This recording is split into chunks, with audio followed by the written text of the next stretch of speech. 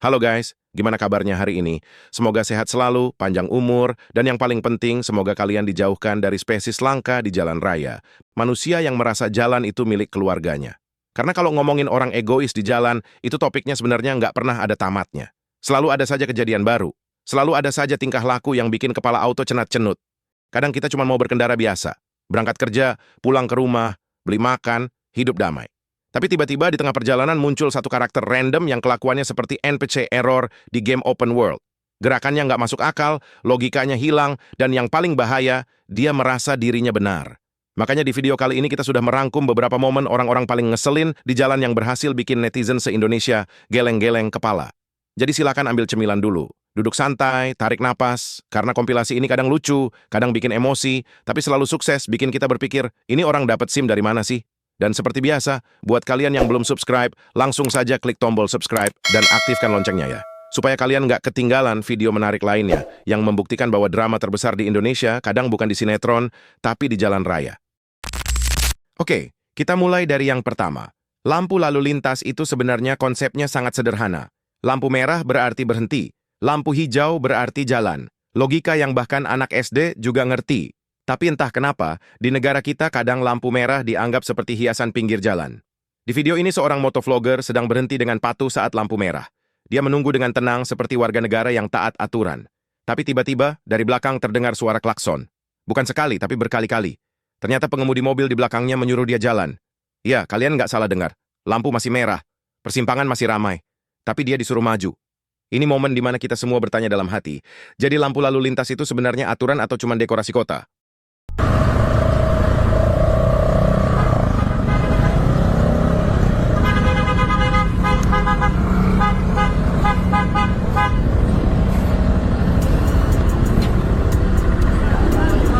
Merah, jangan, nggak mau, merah.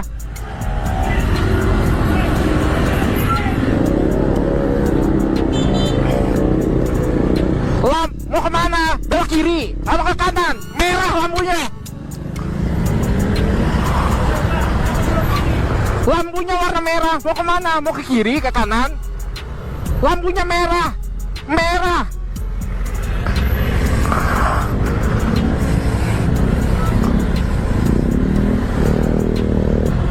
Kok bisa ya ada orang udah lihat lampunya warna merah nyuruh maju gitu. Lanjut ke kejadian berikutnya. Seorang pemilik dashcam mengalami kecelakaan tunggal. Penyebabnya? Bukan karena dia ngebut, tapi karena kaget. Ada pengendara motor, PCX merah, yang nyebrang seenaknya. Tanpa lihat kanan kiri, tanpa mikir kalau jalan itu bukan milik pribadi. Refleks, si perekam ngerem, mendadak. Dan akhirnya jatuh sendiri. Ini yang sering terjadi di jalan. Kadang kita sudah benar, tapi tetap kena dampak dari kesalahan orang lain.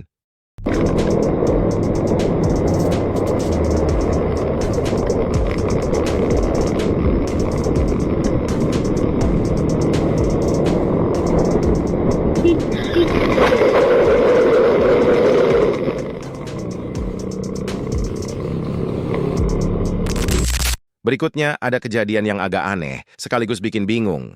Jadi ada seseorang yang ditegur karena ngerokok sambil berkendara. Tegurannya biasa aja, sopan. Tapi reaksi pengendara tersebut malah di luar dugaan. Bukannya minta maaf, dia justru balik marah-marah. Iya, yang salah dia tapi yang emosi juga dia. Ini tipe manusia yang kalau jatuh di jalan mungkin tanahnya yang disalahin.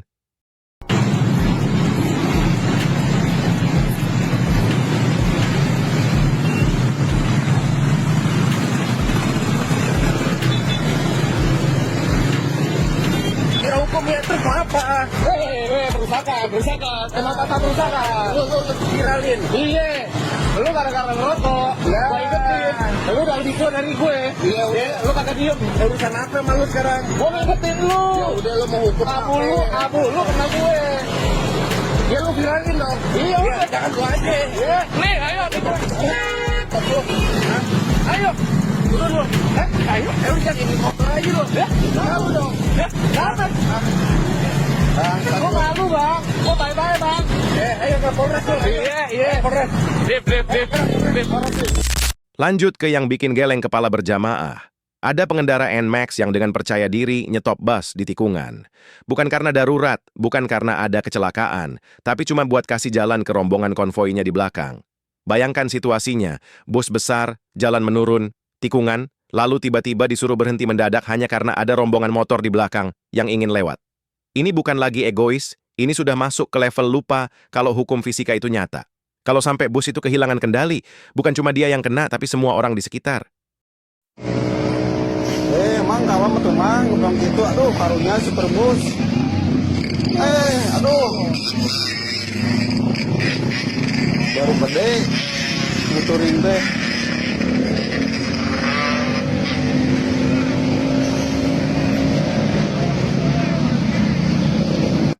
Pelan-pelan Pak Supir, hati-hati. Yo, kosong.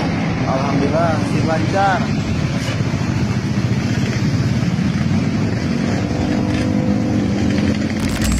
Di negara ini, kadang aturan memang diperlakukan seperti pajangan. Tapi kalau sudah terjadi kecelakaan, baru semua orang bilang, ya sudah takdir. Contohnya kejadian berikut ini. Seorang kernet truk pengangkut tabung gas terlihat santai merokok di dalam truk. Padahal di badan truk sudah jelas tertulis dilarang merokok. Ini bukan cuma tulisan kecil.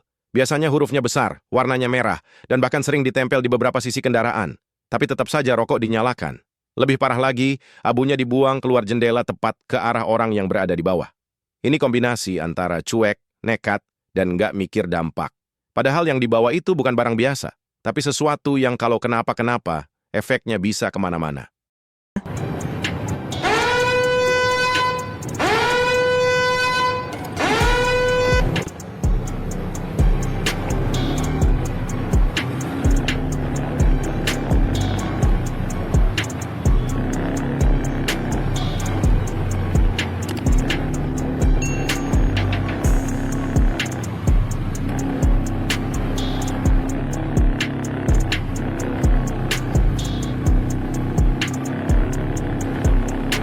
Bang, abu rokoknya kena orang, Bang. Maafin aja, Bang. Abu rokoknya kena orang. Dilarang, Bang. Lanjut ke momen emosi yang nggak terkontrol. Ada seorang pria berjaket putih yang marah besar karena merasa jalannya dihalangi. Bukannya ngerem atau kasih jalan, dia malah nabrak dan lanjut dengan aksi kungfu jalanan. Di tengah jalan, di depan umum, adu fisik. Padahal kalau dipikir-pikir, solusi paling sederhana sebenarnya cuma dua. Ngerem atau kasih jalan. Tapi ya itu, kadang ego lebih cepat dari logika.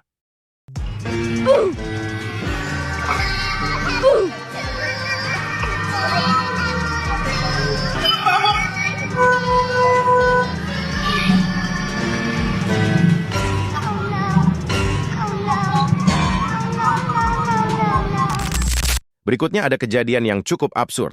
Seorang pengemudi Fortuner tiba-tiba menerobos hajatan warga yang digelar di jalan. Bayangkan suasananya. Ada pengantin, ada panggung, ada penyanyi, ada tamu undangan. Lalu tiba-tiba mobil lewat di tengah acara. Semua orang langsung bengong. Pengantin bingung, penyanyi bingung, panitia bingung. Dan kita sebagai penonton juga ikut mikir, ini sebenarnya siapa yang salah? Yang nutup jalan? Atau yang nekat nerobos? Silakan debatnya nanti di kolom komentar. Yo, terus. Aman-aman, terus.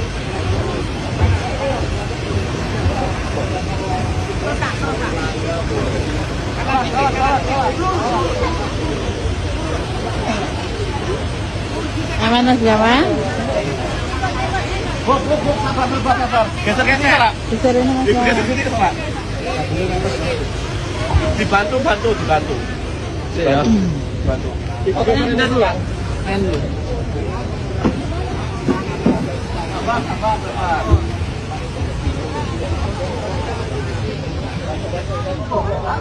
Gak mau kalah dia.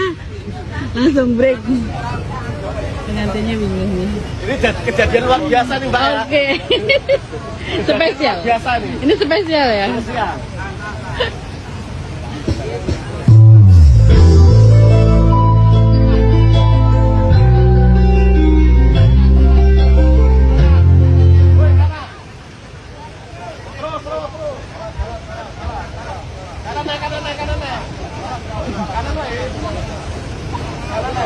Pengantinnya bingung. Kanan. Balas. Terakhir ada kejadian yang cukup legendaris. Ada motor yang rodanya sudah menyatu dengan alam. Penuh semen kering, kayak jadi bagian dari jalan itu sendiri. Menurut informasi, motor tersebut sudah berada di situ selama 1 hari 2 malam. Ternyata sebelumnya ada jalan yang baru saja dicor. Namun seorang emak-emak tetap nekat menerobos jalan tersebut dengan motornya.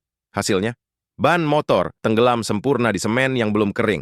Motor itu akhirnya berdiri seperti patung peringatan bagi siapa saja yang tidak sabar.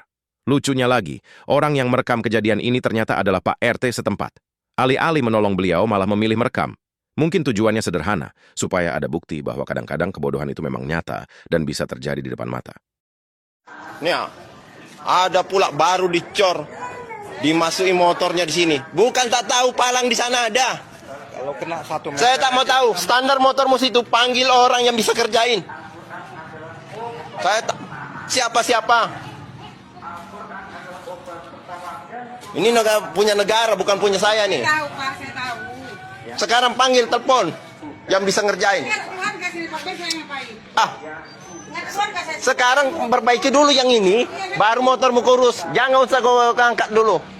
Sebelum selesai semuanya. Tadi buru-buru mau beli obat, suami saya kena stroke. Ah, itu alasanmu aja. Udah tahu di palang di sana. Jangan kurus saya lagi. Motormu kau pikirin, nggak pikirin itu yang rusak itu. Saya kerjain Pak. Ah, nggak mau tahu, kerjain dulu itu. Kayak mana saya mau ngerjain? Biar aja motormu di situ terpajam. Jadi kesimpulannya guys, jalan raya itu sebenarnya tempat yang sangat sederhana. Semua orang punya tujuan masing-masing. Semua orang ingin sampai dengan selamat. Tapi masalahnya muncul ketika ada orang yang merasa dirinya lebih penting dari semua orang lain di jalan.